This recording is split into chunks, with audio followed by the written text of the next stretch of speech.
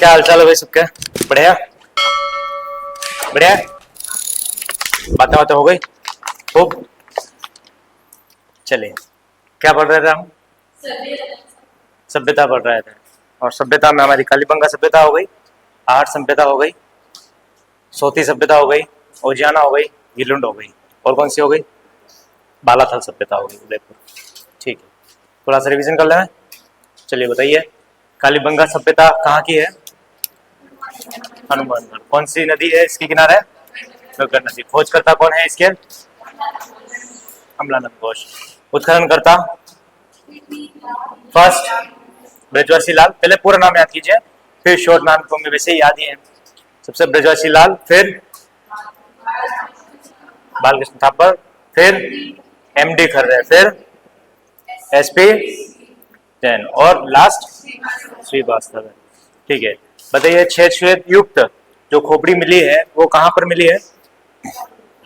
कालीबंगा सभ्यता में मिली है। चलिए नेक्स्ट, सोती सभ्यता कहाँ की है? बीकानेर की है। सोती सभ्यता के प्रमुख स्थल के नाम बताइए। सावणिया और पूगल। खोजकर्ता कौन है, मतलब उत्खननकर्ता खोजकर्ता इसके? अमलानंद घोष है। चलिए बताइए, कालीबंगा सभ्यता जो है, किस व्यक्ति ने कालीबंगा सभ्यता को एक संक्रामक रोग के कारण पतन का कारण बताया है?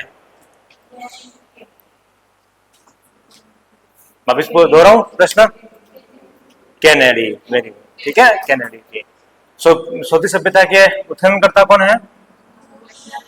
अमलानंद घोष। सोती सभ्यता के बाद में हमने आहट सभ्यता पढ़ी, कहाँ की है? उदयपुर की है। कौन सी नदी के किनारे है? आयर, बेड़ज और बनास नदी का है तो बनास नदी कह सकते हैं। खैर आयर और बेड़ज में प्रमुख ध्यान रखने हैं। चलिए बताइए, इसका स्थानीय नाम क्या है आहट सभ्यता का? धूलखोल। 10वीं और 11वीं सदी में, यानी कि अल्लड़ के समय पर क्या नाम से जाना जाता था इसे? अगाटपुर कहा जाता था। और इसे किस नाम से जाना जाता है? ताम्रवर्ती नगरी, क्योंकि यहाँ पे तांबा गलाने के सभी साधन मिले हैं। चलिए बताइए, खोजकर्ता कौन है इसके? आरसी अग्रवाल है। उत्खननकर्ता कौन कौन है? अक्षय कीर्ति व्यास। नेक्स्ट, रतन चंद्र अग्रवाल। नेक्स्ट, वीएन वीएन मिश्र। ठीक है, चलिए बताइए कि गिलुंड सभ्यता कहाँ की है? राजसमंद की है। गिलुंड सभ्यता की खोज या उत्खनन किसने किया है? जिसने कालीबंगा की है। ठीक है, तो क्या नाम है? ब्रजवासी लाल गिलुंड। सबसे पहले उत्खनन किसने किया है? ब्रजवासी लाल ने। नेक्स्ट, वीआर, और एक अंग्रेज का नाम क्या है? ग्रिगोरी होशाल। चलिए बताइए, बालाथल कहां पर है? सभ्यता कहां है? उदयपुर में। ठीक है, उत्खननकर्ता कौन है इसके? वीएन वीएन मिश्र। ठीक है, हाँ वीएन है, वीआर नहीं है, वीएन मिश्र है। वीआर तो शिंदे है। ठीक है, वीआर तो शिंदे है, वीएन मिश्र है। नेक्स्ट, ओजियाना सभ्यता कहाँ की है? भीलवाड़ा की है। ठीक है, कौन है इसके उत्खननकर्ता? ये प्रश्न आया हुआ है पहले। बी आर मीणा और आलोक त्रिपाठी। ठीक है, आज हम क्या पढ़ेंगे? बेराट सभ्यता। कितने नंबर की है ये? फोर्थ।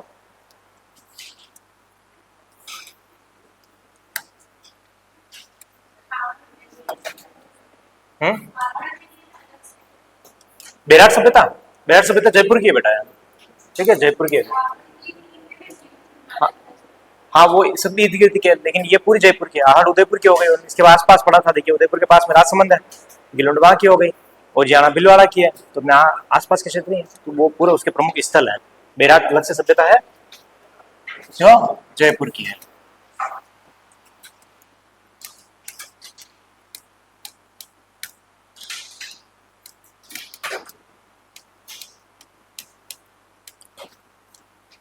यदि मैं कहूं कि सबसे प्रमुख सभ्यताओं में से अगर आपको याद रखना है, ठीक है, तो आप ध्यान रखिएगा एक आपको गणेश्वर सभ्यता बिल्कुल रट लेनी है, ठीक है।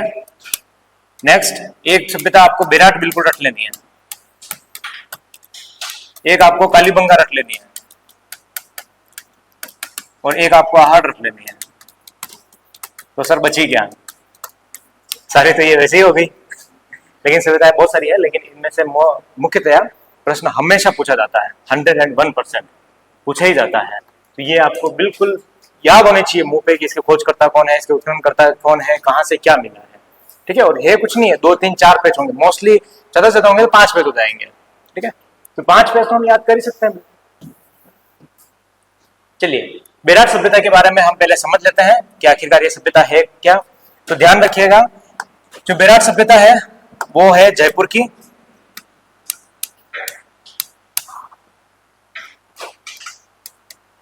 जयपुर की ये सभ्यता है।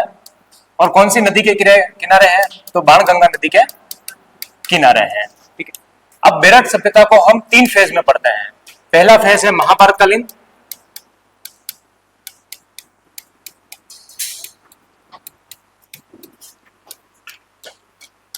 सेकंड है मौर्यकालीन,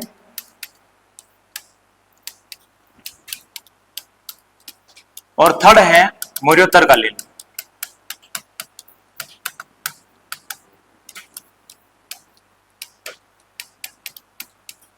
अब सर ये क्या चीज है? तो ध्यान रखिएगा कि बेराट एकमात्र ऐसी सभ्यता है राजस्थान में जहां पर महाभारतकालीन के भी अवशेष मिले हैं, मौर्यकालीन के अशोक के समय के भी अवशेष मिले हैं, ये तो मुख्य है। और मौर्योत्तरकालीन यानी कि अशोक के मौर्य साम्राज्य के बाद में जो अवशेष मिले हैं, मीनांतर के सिक्के वगैरह मिलना, तो यहाँ पर ये भी मिले हैं, ठीक है। क्योंकि बेराट सभ्यता जो है वो हमें ध्यान रखना है, इसका जो नाम है वो है विराटनगर। कहां पर मिली है? तो विराटनगर, ठीक है, प्राचीन नाम है इसका। और इसमें कौन कौन से जिले आते हैं आज के? तो ध्यान रखिएगा, सबसे पहला धौलपुर, फिर है भरतपुर, करौली और जयपुर। ऐसा कहा जाता है कि महाभारत कालीन में जब पांडवों को वनवास हुआ था तो 1 वर्ष का अज्ञातवास यहीं पर बिताया था, ठीक है। हेडिंग डालिए बेराट सभ्यता।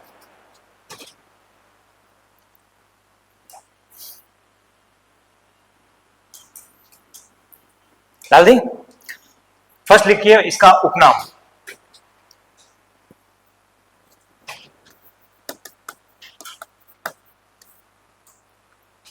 उपनाम है विराटनगर।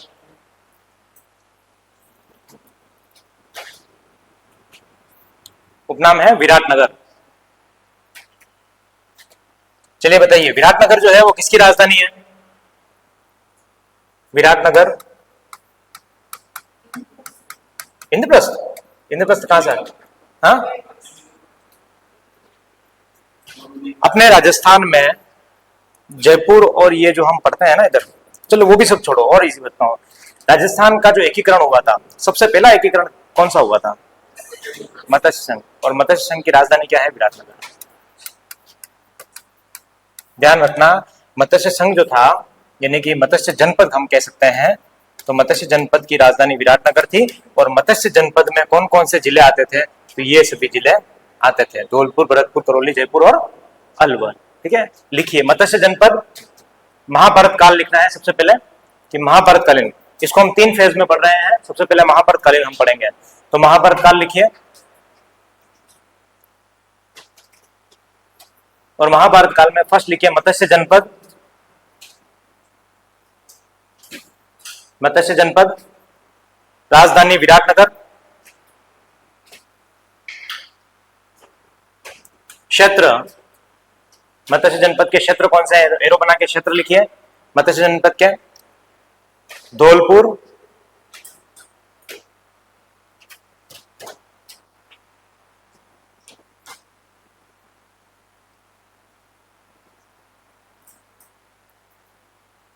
लिख लिया? चलिए लिखिए धौलपुर, अलवर, करौली, भरतपुर और जयपुर।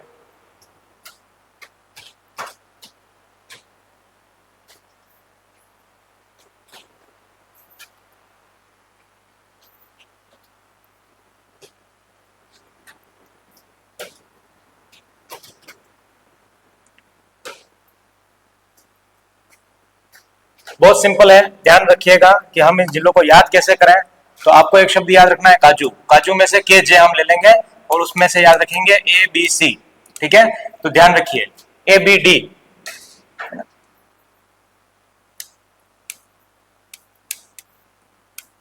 एबीडी का मतलब क्या हो गया, सबसे पहला हो गया अलवर, फिर बी का भरतपुर हो गया, डी का धौलपुर हो गया, के का करौली हो गया और जे का जयपुर हो गया। तो लिखिए ट्रिक इसमें से,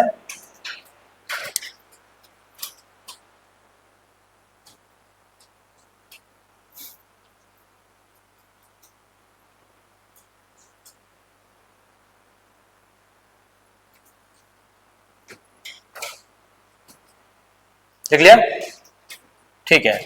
सर आप ये तो बता रहे हैं कि बेराट सभ्यता में महाभारत कालीन जो है ये मिला है, यानी कि अवशेष मिले हैं, लेकिन ये कहां पर इनका व्याख्यान किया गया है। तो महाभारत कालीन जितने भी अवशेष मिले हैं, ठीक है, तो इसके कहां कहां पर मिले हैं, तो ध्यान रखिएगा। एक तो मिला है कौशिक के ब्राह्मण,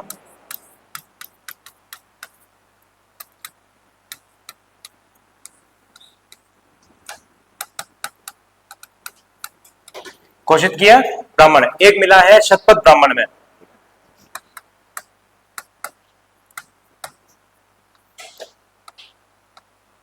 शतपथ, शतपथ उपनिषद, शतपथ, शतपथ तो ब्राह्मण हो गया, घोषित किए ब्राह्मण और शतपथ,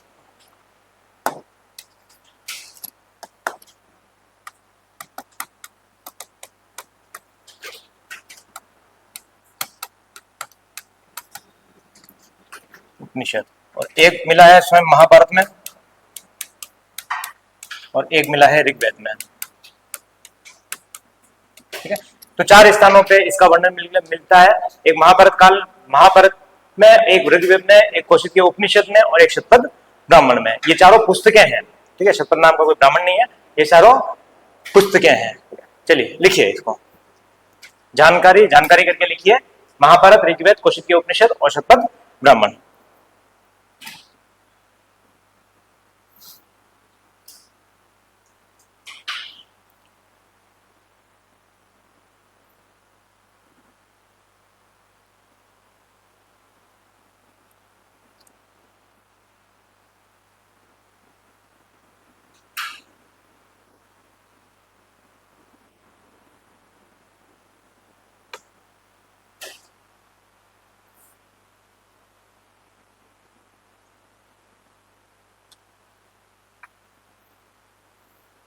लिख लिया, चलिए नेक्स्ट लाइन लिखिए, पांडवों ने अज्ञातवास यही बिताया, पांडवों ने अज्ञातवास यही बिताया,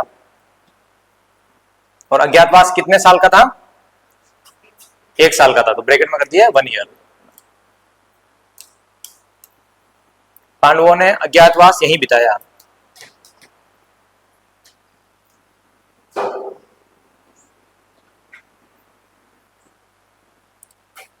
ये जो मत्स्य जनपद है ना, जनपद कालीन हम जो टॉपिक पढ़ते हैं उसमें मत्स्य जनपद जो होता है, मत्स्य जनपद के पास में एक जनपद था शाल्व जनपद। तो लिखिए एक लाइन कि मत्स्य जनपद का शाल्व जनपद के साथ में सीमा विवाद रहा, मत्स्य जनपद का शाल्व जनपद के साथ में सीमा विवाद रहा।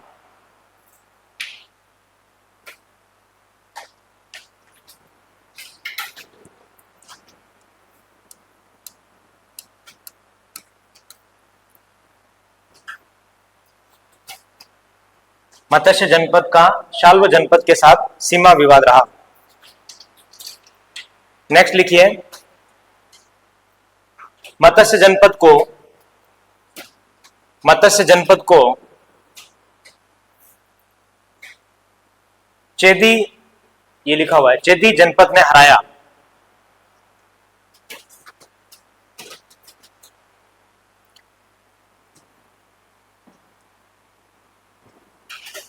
चेदी जनपद ने हराया।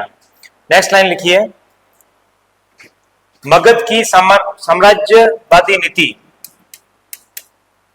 मगध प्राचीन नीतियां थोड़ी ना आपके इसमें, रीड में थोड़ी ना, प्राचीन इतिहास हाँ? है। हाँ तो उसमें मगध महाजनपद पढ़ोगे आप, ठीक है ना। तो मगध जनपद महाजनपद जब महापद्मनंद और जो गणानंद था, महापद्मनंद का बेटा गणानंद, तो उनके युद्धों के दौरान मगध का साम्राज्य विस्तार हुआ था। और उसी साम्राज्य विस्तार में फिर चंद्रगुप्त मौर्य ने जो गणानंद था उसको हराया था, और उसको हराने के बाद में अपना शासन मौर्य काल जो था वो स्थापित किया था चाणक्य की सहायता से, ठीक है। फिर अशोक ने उसका साम्राज्य विस्तार किया था। तो यही बात लिखी है यहाँ पे कि मगध जो साम्राज्य था वो अपना साम्राज्य विस्तार कर रहा था, ठीक है। तो उसका शिकार हो गया था मत्स्य जनपद। इसका मतलब मत्स्य जनपद अब मगध साम्राज्य में विलीन हो गया था। तो लिखिए, मगध की साम्राज्य विस्तार नीति का शिकार हुआ। मगध की साम्राज्य विस्तार नीति का शिकार हुआ।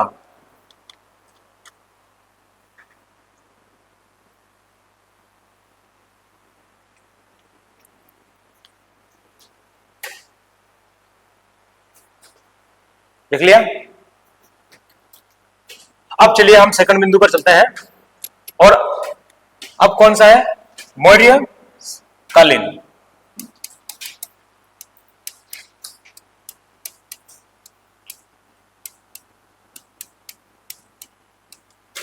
ध्यान रखिएगा 1837 की यह बात है जब कैप्टन बर्ड जो है उसको दो अभिलेख मिलते हैं।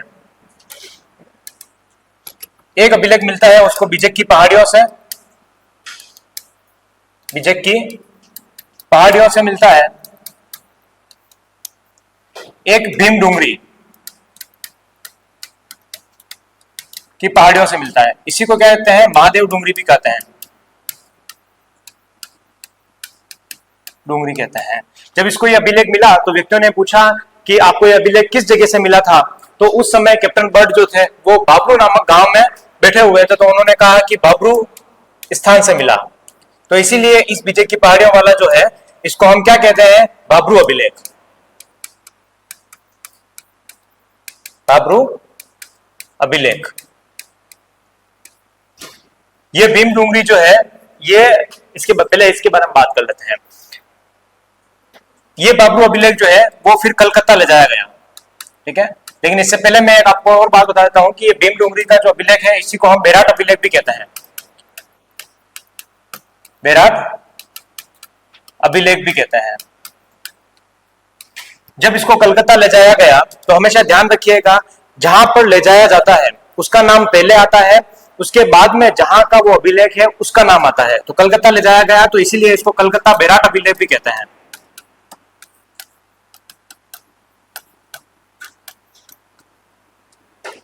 ठीक है। यहीं पर जो कैप्टन बर्ड है, ये तो सारा इसकी कैप्टन बर्ड की स्टोरी हो गई। लेकिन जयपुर के जो राम सिंह थे,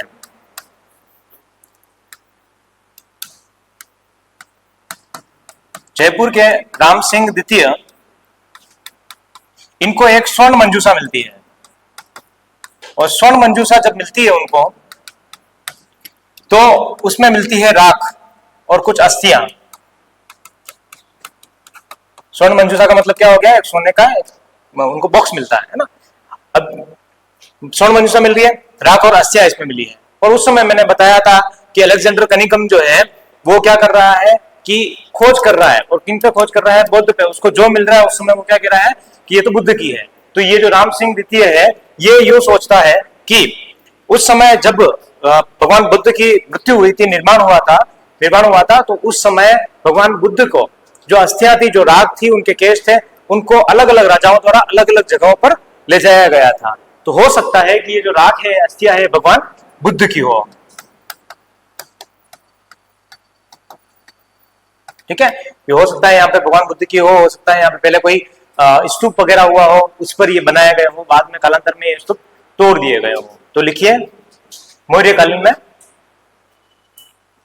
सबसे पहले लिख लीजिए 1837 कैप्टन बर्ड, लिख लिया? हाँ तो लिखो मौर्यकालीन हेडिंग डालकर। यहां से दो अभिलेख खोजे गए, 1837 कैप्टन बर्ड फिर नीचे डैश करके लिखिए। यहां से दो अभिलेख खोजे गए हैं।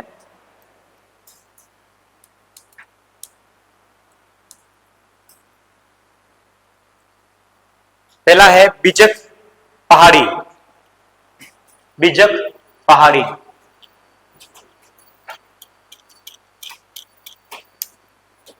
दूसरा है भीमसेन, भीमसेन पहाड़ी। भीम डूंगरी कहो, भीमसेन डूंगरी कहो, एक ही बात है ना। तीनों नाम लिख लेना, भीम डूंगरी, भीमसेन डूंगरी और महादेव डूंगरी।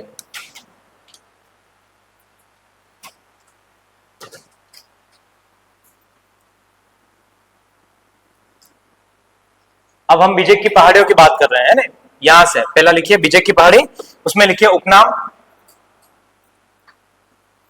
उपनाम लिखिए बाबरू अभिलेख, बाबरू अभिलेख, ये लिखा हुआ है।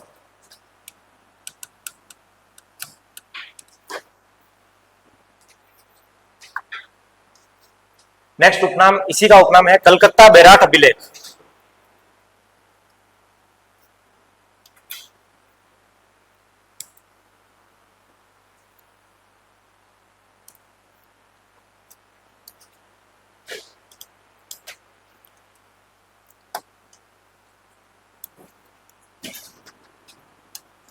हम बिजक की पहाड़ी पर जो मिला है बाबरू अभिलेख, उसी के बारे में हम बात कर रहे हैं। और ध्यान रखिएगा यहां पर इस अभिलेख में क्या लिखा हुआ मिलता है, ये भी हम बात करते हैं। तो सबसे पहला लिखा हुआ है बुद्धम शरणम गच्छामि।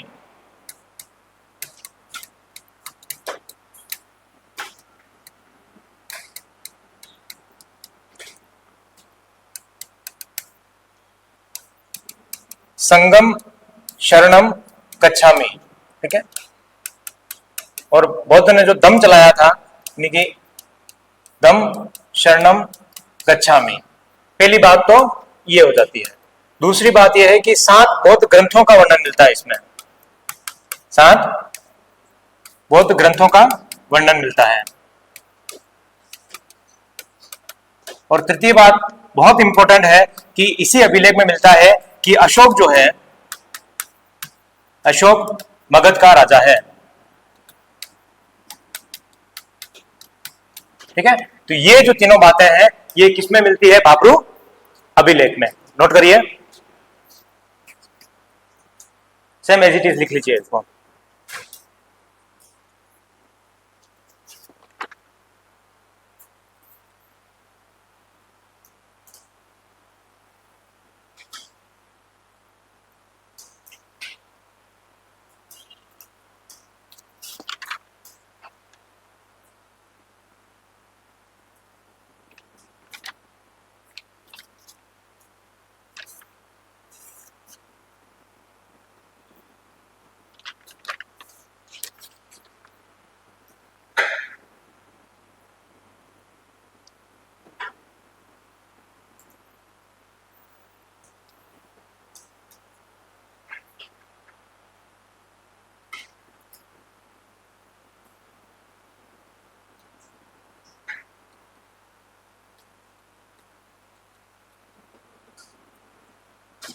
क्या दम शरणम गच्छामि, बुद्धम शरणम गच्छामि, संगम शरणम गच्छामि।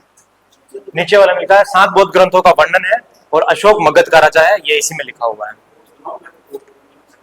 दम, दम धर्म नहीं है, दम है, ठीक है।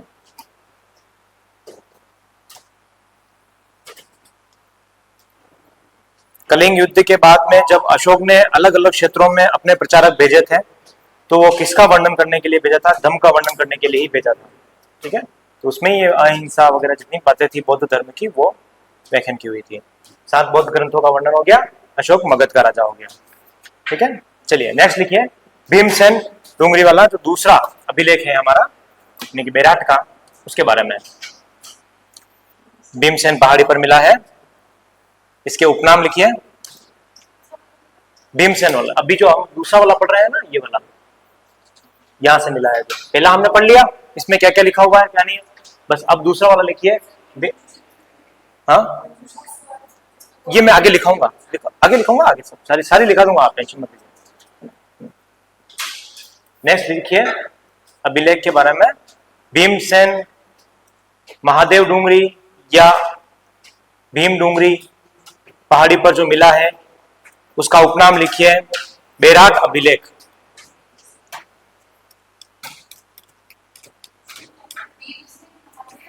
महादेव डूंगरी।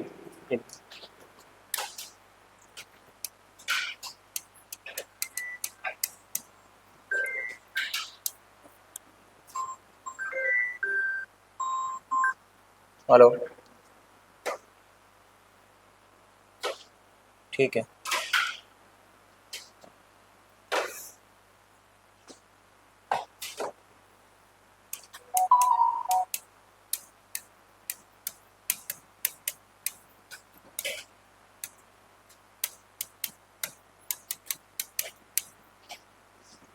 इसके उपनाम क्या है?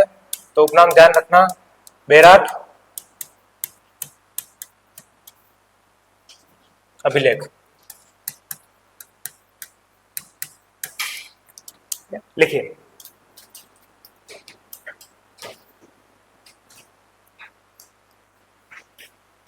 लिख लिया? चलिए, इसमें क्या मिला है हमें तो ध्यान रखना कि बौद्ध ग्रंथों का वर्णन मिलता है,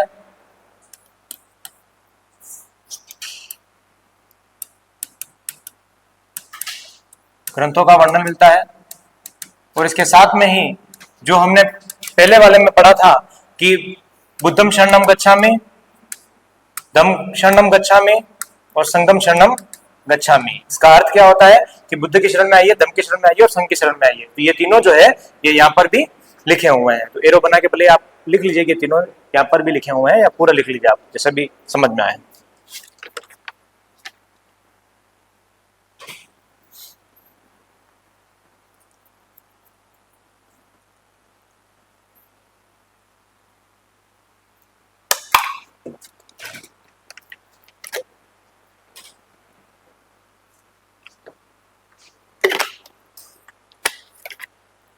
लिख लिया? लिखिए। जयपुर राजा जय सिंह द्वितीय, सॉरी, जयपुर राजा राम सिंह द्वितीय, जयपुर राजा राम सिंह द्वितीय को यहां से स्वर्ण मंजूषा प्राप्त हुई।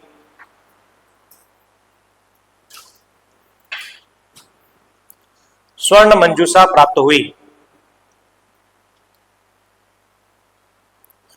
जिसमें सूती कपड़े में भगवान बुद्ध के अवशेष मिले। भगवान बुद्ध के अवशेष मिले।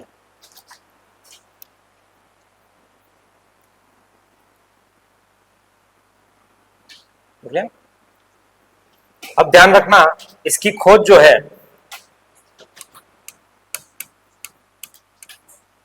1963 में दयाराम साहनी द्वारा की गई, और इसके साथ में ही दयाराम साहनी ने यहां पर जो लिपि प्राप्त की वो शंख लिपि प्राप्त की और शेल लिपि के बारे में उन्होंने बताया। अब शंख लिपि और शेल लिपि क्या है? शंख लिपि यानी कि जितनी भी आकृतियां उन्हें मिली, जैसे कि आज हम जो लिख रहे हैं वो देवनागरी लिपि में लिख रहे हैं, उसी प्रकार से उस समय जिस लिपि का प्राप्त हुआ तो वहां पर जितनी भी आकृतियां थी वो सभी शंख के समान थी। तो इसलिए उन्होंने क्या नाम दे दिया कि शंख लिपि के यहां से प्राप्त होती है। तो लिखिए, 1936 में दयाराम साहनी ने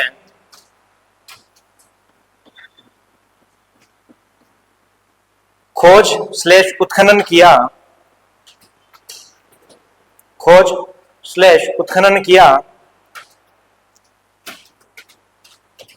एवं शंख लिपि और शेल चित्र के अवशेष मिले।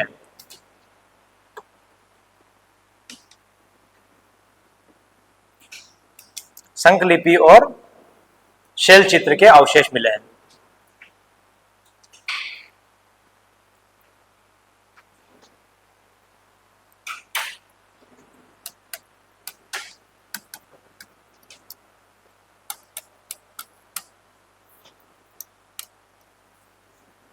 नेक्स्ट लिखिए 1962 से 1963 में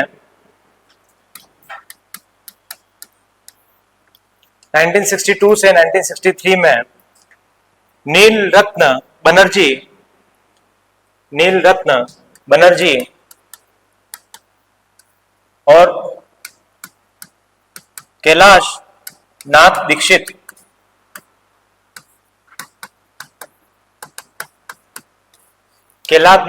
ने उत्खनन किया।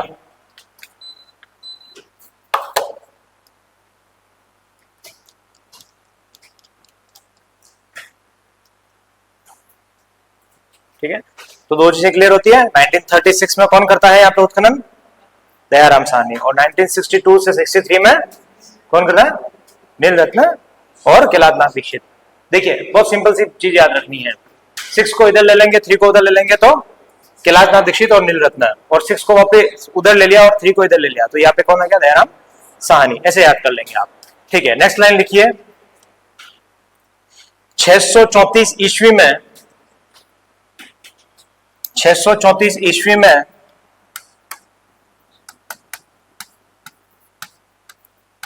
यहां पर हैनसोंग आया था। 634 ईस्वी में हैनसोंग यहां आया था और हैनसोंग ने क्या कहा था कि ये जो सभ्यता है उसका नाम क्या है? पी लो ये तो लो।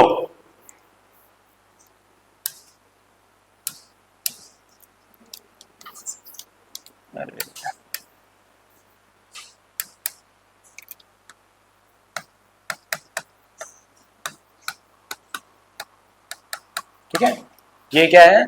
चाइनीज भाषा में नाम लिखा हुआ बेरात का। ठीक है, पी लो ये तो लो, यहां पे लिख देता हूं मैं। ठीक है,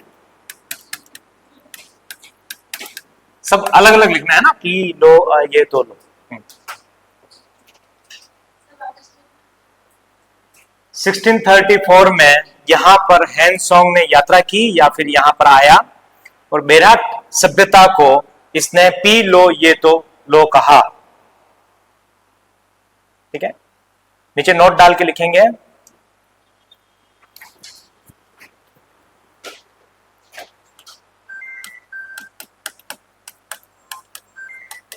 हैनसोंग ने, नोट करके डालेंगे और नोट करके लिखेंगे हैनसोंग ने बीनमाल को पी लो मो लो कहा।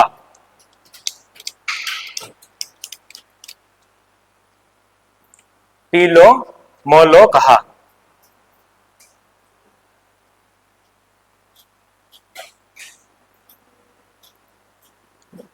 नेक्स्ट लाइन लिखिए यहां पर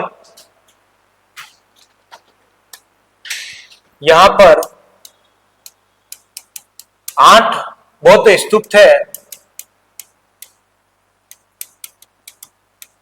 जिसे मीरकुल ने तुड़वा दिया।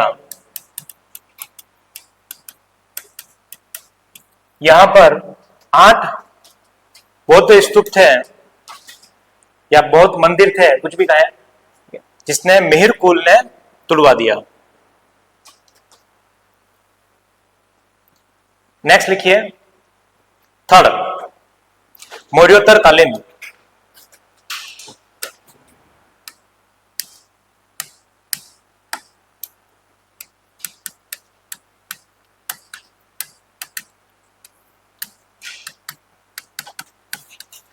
मौर्योत्तर कालीन और समय इंडो ग्रीक कालीन भी हम इसे कहते हैं।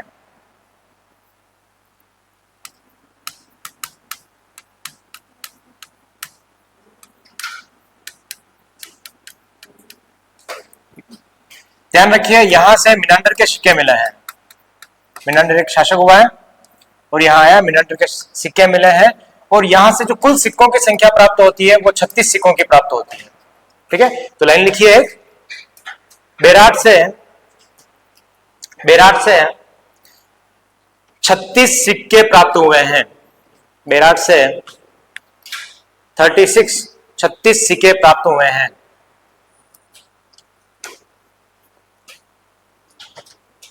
इनमें से 8 चांदी के,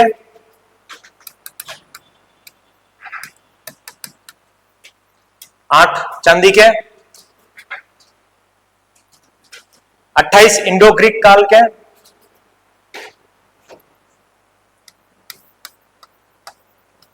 28 इंडो ग्रीक काल के। अब इंडो ग्रीक काल में भी ये ध्यान रखना है कि 16 जो है वो मिनांडर के हैं। ठीक है, इसमें से भी इंडो ग्रीक काल के भी जो 16 सिक्के हैं वो स्वयं मिनांडर के हैं।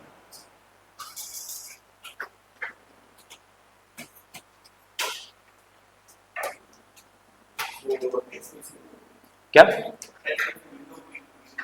इंडो ग्रीक जो है वो 28 में से 16 मिले हैं। ठीक है, तो 28 और 8 हो गए, फिर 28 तो टोटल इंडो ग्रीक काल के मिले हैं। ठीक है, और 8 इसके मिले हैं, तो 36 हो गए टोटल। लिखिए, वापिस मैं लाइन दोहराऊं।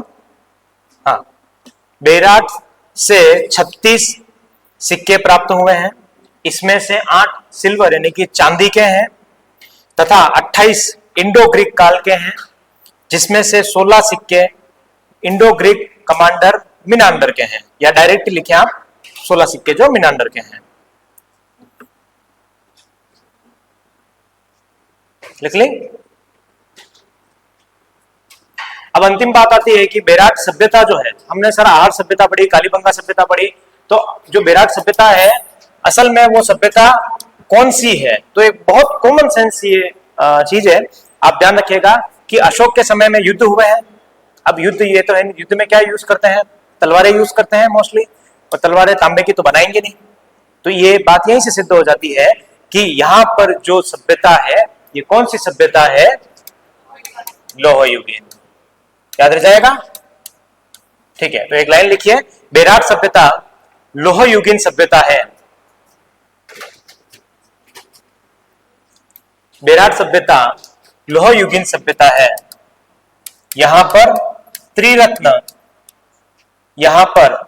त्रिरत्न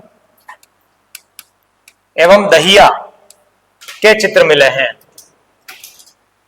त्रिरत्न एवं दहिया के चित्र मिले हैं। दहिया के चित्र मिले हैं।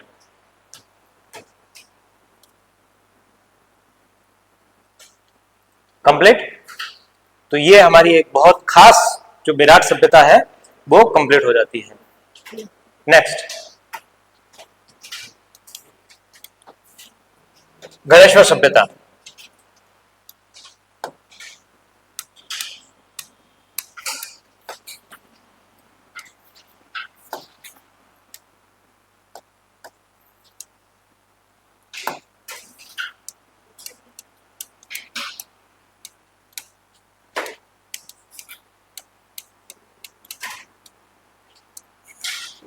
चलिए ध्यान रखिए, क्या गणेश्वर सभ्यता कहां की है?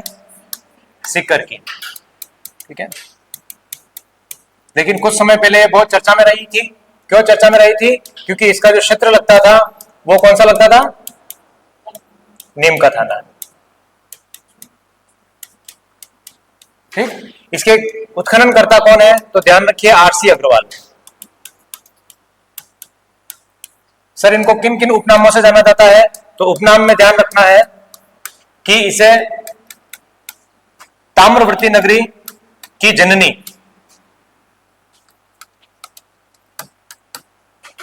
ठीक है, लिखिए गणेश्वर सभ्यता।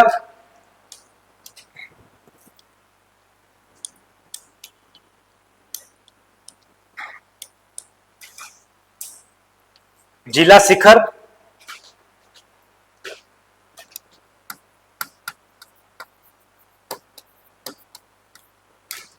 जिला शिखर, क्षेत्र नीम का थाना, क्षेत्र नीम का थाना, नदी कांतली,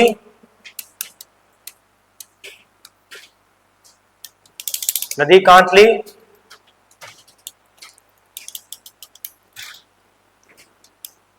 उत्खननकर्ता आरसी अग्रवाल,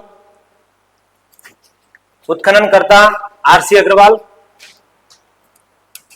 ब्रैकेट में कर दीजिए 1977,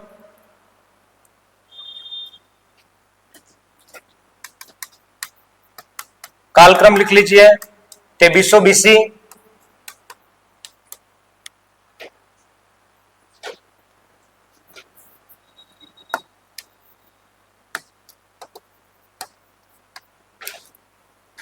लिखिए नेक्स्ट लाइन, इसे ताम्रयुगीन सभ्यताओं की जननी कहा जाता है, इसे ताम्रयुगीन सभ्यताओं की जननी कहा जाता है।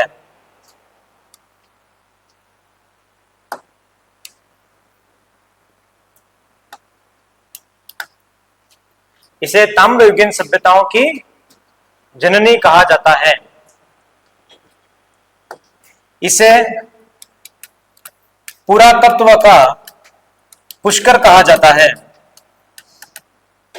इसे पुरातत्व का पुष्कर कहा जाता है।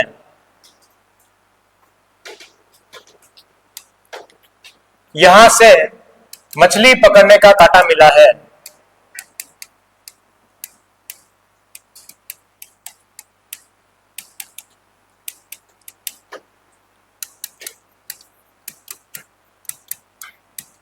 यहां से एक भाला प्राप्त हुआ है। चलो देर हो गया, वापिस दोहराऊं। हाँ, इसे ताम्रयुगीन सभ्यताओं की जननी कहा जाता है। दूसरी लाइन, इसे पुरातत्व का पुष्कर कहा जाता है। तीसरी लाइन, यहां से मछली पकड़ने का कांटा मिला है। चौथी लाइन, यहां से एक भाला प्राप्त हुआ है। ठीक है, नेक्स्ट लाइन लिखिए, यहां की वस्तुओं में 99% तांबा प्राप्त हुआ है, यानी कि ये शुद्ध तांबे से यहां के औजार बनाए जाते थे। ठीक है,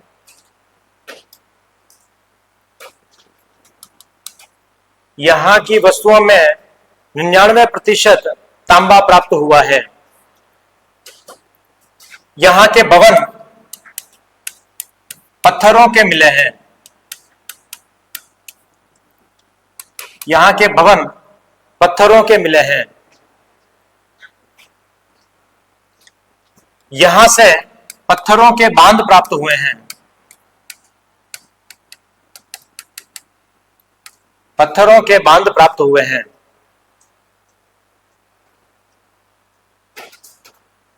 ठीक, लिख लिया।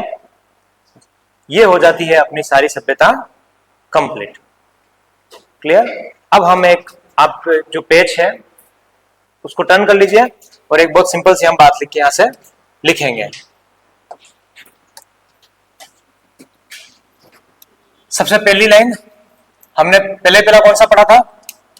कालीबंगा। ये जो मैं आपको ट्रिक बनवा रहा हूं, ये हमेशा प्रश्न आते हैं और बहुत सरल हो जाएगा।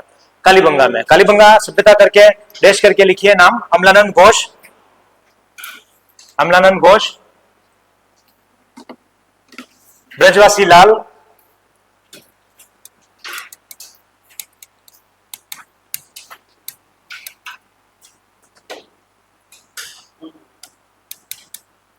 ठीक है, बीबी लाल।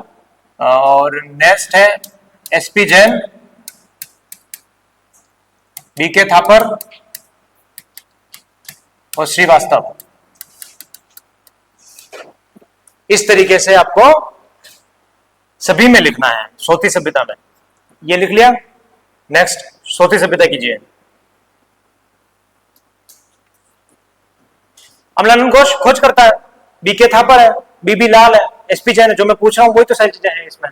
बीके थापर अपन एक ही पेज पे सारा खोज करता है और उसके नाम लिख रहे हैं, ताकि आपको एक बार में क्विक रिवीजन हो जाए कि यहाँ पे एग्जाम से पहले सिर्फ एक ही पेज पढ़ना रहे कभी भी। ठीक है ना, एक एक को ढूंढना नहीं रहेगा। लिखिए नेक्स्ट सोती सभ्यता, अमलानंद घोष। सोती सभ्यता में अम्लानंद घोष।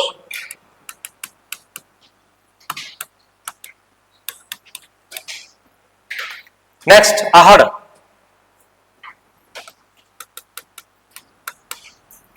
आहड़ में लिखिए आरसी अग्रवाल।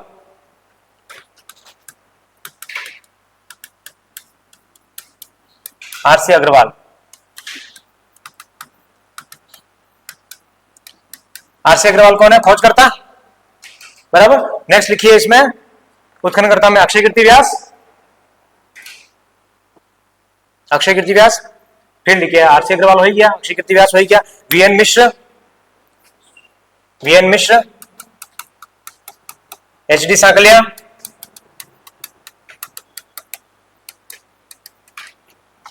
एचडी सांकलिया।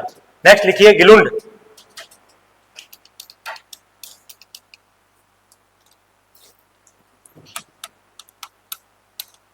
गिलुंड। गिलुंड में लिखिए पहला Brajbasi Lal, Brajbasi Lal. V R Shinde,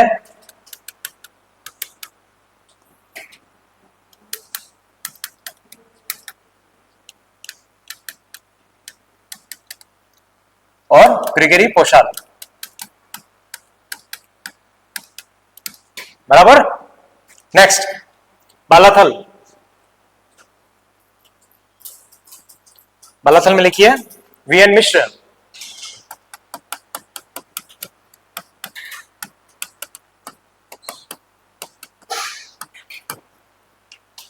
VN Mishra Balathal. Ojiyana, next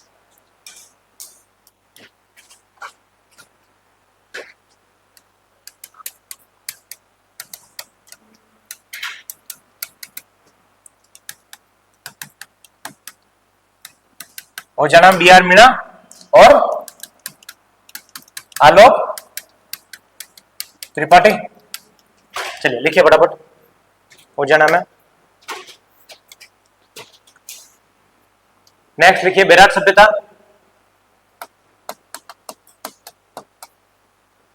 बेराट में 1837 में तो सबसे पहले कैप्टन बर्ट,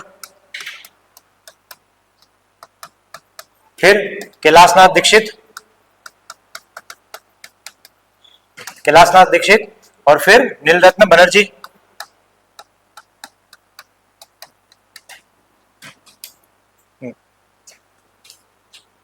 और अंतिम गणेश्वर।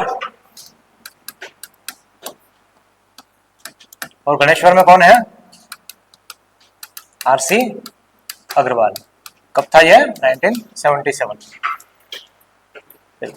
तो आपके ये एक ही पेज पे जो खोज करता है, जो उत्खनन करता है, वो सारे आ जाते हैं। ठीक हो गई? तो ये अपने सभ्यताओं की कहानी यहीं पर खत्म हो जाती है। ठीक है, मजा आ गया? बिल्कुल कंप्लीट है, क्लियर है? ठीक है, अब एमसीक्यू करने हैं आपको साथ साथ में।